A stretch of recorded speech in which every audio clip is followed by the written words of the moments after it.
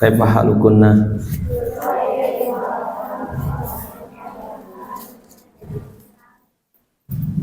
Bi khairin alhamdulillah.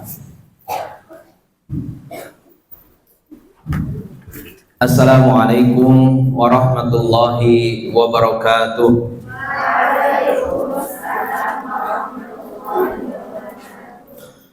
A'udzu billahi minasyaitonir rajim. Bismillahirrahmanirrahim. Alhamdulillahirabbil alamin wa bihi nasta'inu ala umuri dunya waddin. Wassalatu wassalamu ala nabiyyina Muhammadin wa ala alihi wa sahbihi ajma'in, amma ba'du. Rabbi shrah li sadri wa yassir li amri wahlul 'uqdatam min lisani yafqahu qawli. Puji syukur kepada Allah Subhanahu wa taala yang telah memberi nikmat kepada kita semua, nikmat yang gak bisa terhitung, nikmat yang gratis. Kita bisa bernapas, kita bisa berjalan, kita bisa berucap, kita bisa melihat, kita bisa mendengar, kita bisa menikmati makanan, hidangan. Itu adalah nikmat dari Allah Subhanahu wa taala. Karena ada saudara-saudara kita yang tidak bisa mendengar, tidak bisa melihat, tidak bisa berjalan, tidak bisa merasakan nikmatnya makanan, ya. Maka nikmat ini ada pada kita semua, dan itu salah satu dari nikmat yang Allah berikan kepada kita. Padahal banyak nikmat itu, kalau kita hitung gak bakal terhitung, ya. Maka harus kita syukuri nikmat tersebut dengan apa? Memperbanyak amalan, memperbanyak apa?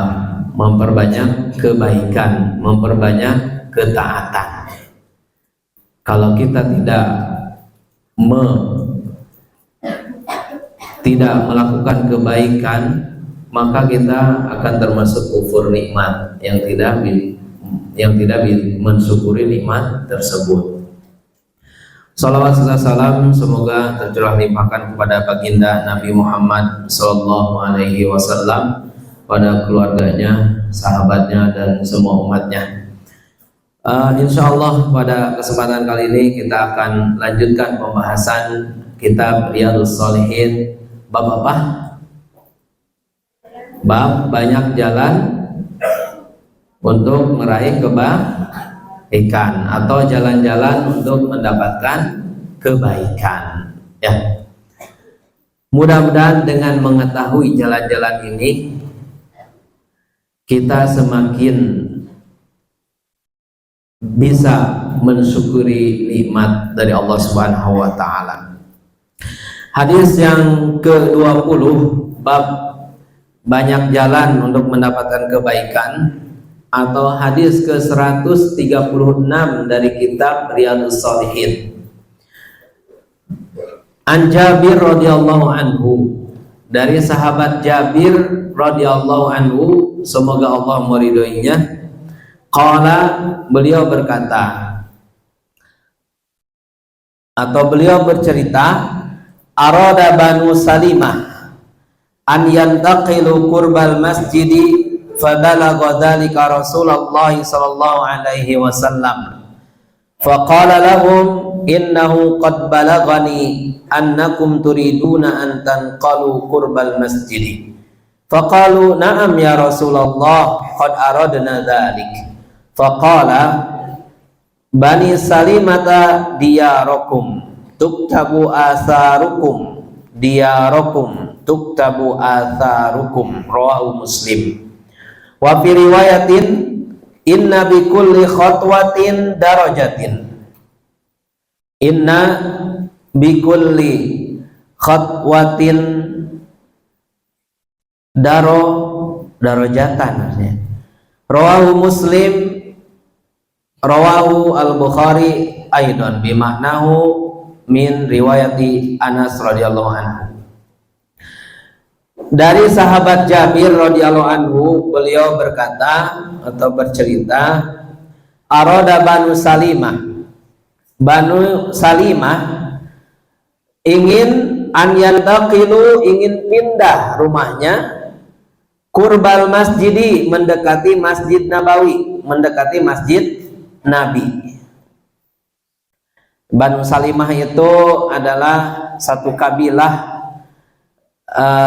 dari kaum Ansor, ya, satu kabilah yang ada di Madinah, Fabalagha dzalik, maka sampailah kabar tersebut, berita bahwa Bani Salimah, kabilah Salimah, Bani Salimah ini ingin pindah rumahnya ke dekat Masjid Rasulullah SAW, sampai berita itu kepada Rasulullah SAW. Faqala lahum, maka Rasulullah SAW berkata kepada mereka, kepada siapa? Kepada Bani Salimah, ya. Jadi Bani Salimah, satu kabilah dari Ansor yang ada di Madinah, ingin pindah rumahnya mendekati Masjid Rasulullah SAW.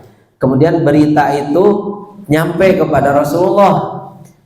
Faqala lahum, maka Rasulullah SAW berkata kepada mereka, innahu qad balagani annakum turiduna an tanqalu qurbal masjidi. Sesungguhnya telah sampai kepadaku bahwa kalian menginginkan pindah ke dekat masjid. Faqalu, kemudian Banu Salimah menjawab, na'am ya Rasulullah, qad aradna dzalik. Iya Rasul, ya wahai Rasulullah, kami menginginkan itu, ya. Faqala, maka Rasulullah bersabda, Bani Salimata diyarokum, Bani Salimah tetaplah di tempat kalian, ya. Jadi gak usah pindah, tetap saja di sana, gak usah pindah ke dekat masjid. Tuktabu atharukum diyarokum, maka akan dicatat setiap langkah kalian. Jadi jaraknya agak jauh dari rumahnya ke masjid, mereka ingin pindah mendekati masjid, ya. Kemudian kata Rasulullah, nggak usah pindah, tetap aja di sana, karena setiap langkah kalian itu dicatat kebaikan. Tuktab asarukum, tuktab bukan tuktabu, ya. Ini jawab syarat. Tuktab asarukum, maka akan Bani Salimah diyarokum, kata Rasul. Diyarokum artinya ilzamu wabqau fi baitikum, tetap aja di sana, nggak usah pindah, tetap di tempat kalian. Tuktab asarukum, maka setiap langkah kalian itu akan dicatat kebaikan. Hadis riwayat Muslim. Dalam riwayat yang lain, sesungguhnya setiap langkah itu satu derajat, setiap langkah memiliki satu kebaikan. Hadis riwayat Imam Muslim dan juga Imam Al-Bukhari, ya. Kalau riwayat Imam Muslim itu dari sahabat Jabir, riwayat Al-Bukhari itu dari sahabat Anas, dari riwayat Anas. Tadi Banu Salimah itu adalah satu kabilah suku, ya, yang terkenal di kaum Ansor atau di Madinah. Asaruhum artinya hutohum, langkah, ya, langkah. Diyarokum artinya ilzamu diyarokum wabqau biha, kalian tetap di sana, di tempat kalian, jangan pindah, ya. Asarokum artinya hutokum ilal masjid, langkah kalian ke masjid. Jadi setiap langkah untuk berjamaah di masjid atau untuk sholat Jumat itu akan dicatat, ya, dicatat kebaikan. Baik, faidahnya dari hadis ini, annal ajra ala qadri ma yabduluhu al mukallafu min juhdin yahtaju ilahil amal, bahwa pahala, ya, pahala amalan itu berdasarkan apa? Berdasarkan kesungguhan dan pengorbanan seseorang. Jadi setiap setiap amalan yang dirasa berat, maka itu pahalanya juga besar. Contoh dalam hal ini, saking sahabat ini ingin pindah bukan karena apa? Bukan karena tempatnya tidak nyaman, ingin pindah ke tempat yang lebih luas, lebih enak, tetapi motivasi sahabat ini ingin pindah mendekati masjid itu supaya apa? Supaya cepat nyampe masjid, gitu ya. Kalau kita mungkin ingin pindah itu ke Perum, lebih nyaman, ada jalannya enak, gitu ya. Atau ke pinggir jalan, gitu. Atau mendekati apa? Mall, gitu ya. Kalau kita seperti itu. Kalau sahabat tidak, ya. Motivasi mereka pindah rumah itu ingin mendekati masjid, ya, ingin mendekati masjid. Jadi yang pertama faedahnya, pahala atau ganjaran, ya, ganjaran amalan itu tergantung apa? Tingkat kesulitannya. Kemudian yang kedua, faedah kedua, al-hasu ala salatil jamaah fil masjid walau kana yaskunu ba'idan. Anjuran atau perintah agar tetap melakukan sholat berjamaah di masjid walau kana yaskunu ba'idan, meskipun tempat tinggalnya jauh, ya. Anjuran agar tetap melaksanakan sholat berjamaah di masjid meskipun tempat tinggalnya jauh. Yang ketiga, yan bagi ada mutadayyuki alal muslimin fi marafiqihim al-ammah. Nah, jadi hendaklah kaum muslimin itu tidak membuat sempit, ya, tidak membuat sempit fasilitas umum. Jadi kalau mereka jadi pindah ke dekat masjid, itu ada faedahnya bagi dia, tetapi area masjid itu akan semakin padat, ya, akan semakin padat. Kalau ini diizinkan, ya, ini hikmahnya Rasulullah SAW. Jadi melarang sesuatu, kemudian ada solusinya dan ada motivasi dari beliau atau ada, ya, apresiasi. Beliau larang untuk pindah ke sana. Kenapa? Kalau diizinkan Bani Salamah pindah ke sana, kemudian yang lain akan mengikuti, sehingga area masjid itu sempit. Apresiasinya kata Rasulullah apa? Kalian tetap di tempat kalian dan setiap langkah kalian itu ditulis satu kebaikan, ya. Mungkin Arafah 9 itu lebih jauh ya ke masjid. Kamar Arafah 9. Hitung coba langkahnya ada berapa. PP pulang pergi pulang. Pergi dulu kan ke sini, baru pulang ke sana. Berapa langkah? Ini kalau kita hitung dari ujung dinding ruang makan itu tuh, dapur, nyampe tembok sana itu hampir 100 meter.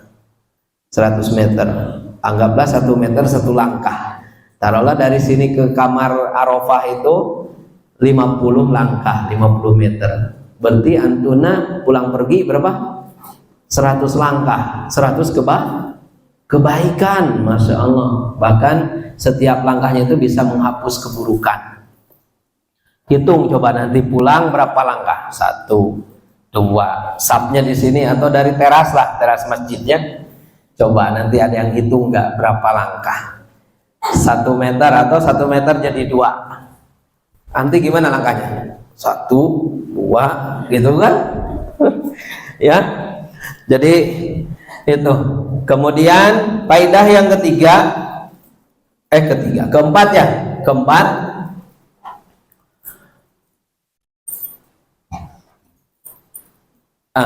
kuatnya motivasi para sahabat untuk selalu mendekatkan diri kepada Allah Subhanahu wa Ta'ala. sehingga mereka berkeinginan untuk dekat ke masjid, ya, untuk pindah rumah mendekati masjid. Kuatnya motivasi sahabat untuk selalu mendekatkan diri kepada Allah Subhanahu wa Ta'ala, ya. Dari mana lihat ini? Dari sisi apa? Mereka ingin pindah mendekati masjid, ya. Bukan untuk jualan, bukan untuk itu, bukan, ya. Bukan untuk karena di masjid itu ada air gratis, ada itu, enggak. Bukan untuk hal dunia kayak kita ingin pindah itu mendekati pasar, gitu ya, mendekati apa lagi, ya, dan lain sebagainya. Jadi bukan karena motivasi dunia, karena ingin yang lebih mewah, tidak, tapi ingin mendekatkan diri kepada Allah Subhanahu wa Ta'ala. Kemudian faidah yang ke berapa? Keenam, kelima. Ini pendidikan dari Rasulullah SAW kepada kita. Ketika mendengar kabar, berita itu harus tabayun, ya, harus tabayun. Dari mana coba kita lihat tabayun ini, proses tabayun dari hadis tersebut?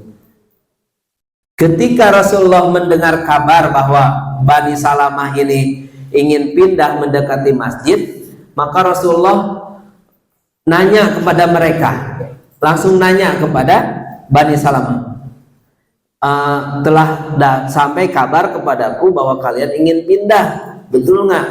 Iya Rasulullah. Nah itu proses tabayun, ya. Nah maka kita harus dibiasakan tabayun. Ustadz Deden kok cemberut terus, kenapa ya? Gak punya uang apa gitu? Atau ada masalah apa? Sakit gigi mungkin ya? Gitu ya.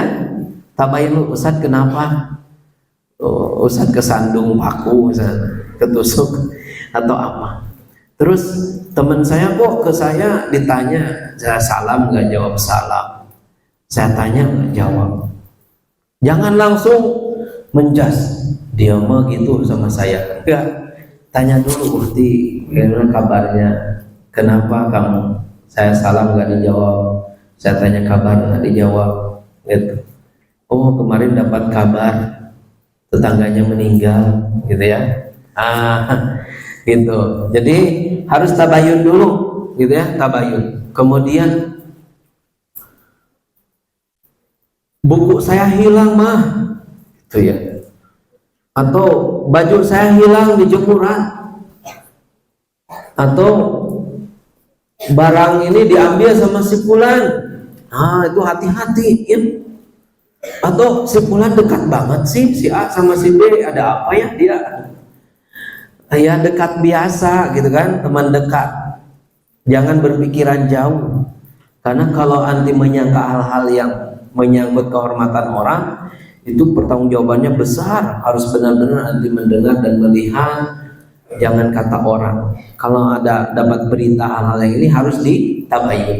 Jadi faedah yang kelima adalah pendidikan dari Rasulullah kepada kita untuk selalu tabayun atau klarifikasi pada setiap kabar yang sampai pada kita, ya.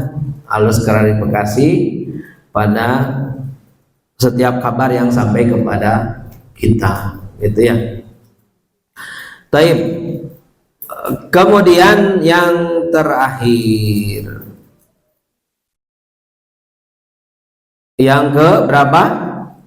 Keenam. Ketika Rasulullah melarang sesuatu, Rasulullah pasti memberikan solusi, bahkan apresiasi, ya. Contohnya di sini, kalian nggak boleh pindah ke sini, ya. Ketahuilah bahwa apa? Setiap langkah kalian itu bernilaikan kebaikan, ya, dapat 1 derajat, 1 kebaikan, gitu. Maka bisa kebayang, iya ya, semakin jauh langkahnya semakin banyak pahalanya, ya. Begitu juga antuna di sini jauh dari orang tua, jauh dari umi abinya, ya. Kemudian di sini harus serba misalkan nyuci sendiri, apalagi ya, nyetrika sendiri ya. Maka itu adalah sebuah perjuangan yang insya Allah akan, jika kalian ikhlas, akan bernilaikan ibadah. Dan itu juga adalah sebuah pendidikan. Pendidikan bukan hanyalah anti duduk di kelas mendengarkan materi dari ustadz atau ustadzah, menghafal ini dan itu, tetapi anti belajar sabar hidup di pesantren itu juga pendidikan. Anti belajar antri, ngantri mandi, ngantri makan, ngantri ambil uang di ATM, itu juga pendidikan sabar ya, sabar. Harus apa? Solusinya sabar ya, harus sabar. Dan itu juga menuntut antuna untuk bergegas, untuk lebih cepat bergerak ya, untuk sigap.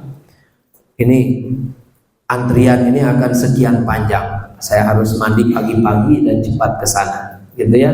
Nah seperti itu. Jadi di pondok ini harus sabar ya, harus sabar. Dan insya Allah kesabaran ini akan kita peroleh hasilnya nanti ya, akan dirasakan manisnya nanti. Baik. Kami juga di sini ya melalui proses seperti antuna ya, bisa duduk di sini dengan izin Allah. Kemudian kami pernah seperti antuna di asrama, ngantri di mana-mana, di hamam ngantri, di matbah ngantri, di ADM ngantri gitu ya, serbangan ngantri itu insya Allah pendidikan sabar ya. Tapi itu saja dari Ustadz, mudah-mudahan ada manfaatnya. Semoga dengan ini kita semakin semangat untuk pergi ke masjid, untuk sholat berjamaah di masjid. Yang jauh harus lebih bahagia. Karena apa? Karena langkahnya lebih banyak, kebaikannya lebih banyak gitu ya, lebih banyak. Hadza wa sallallahu ala Muhammadin wa ala alihi wa sahbihi wasallam. Subhanakallahumma wa bihamdika asyhadu an la ilaha illa anta astaghfiruka wa atubu ilaik. Wassalamualaikum warahmatullahi wabarakatuh.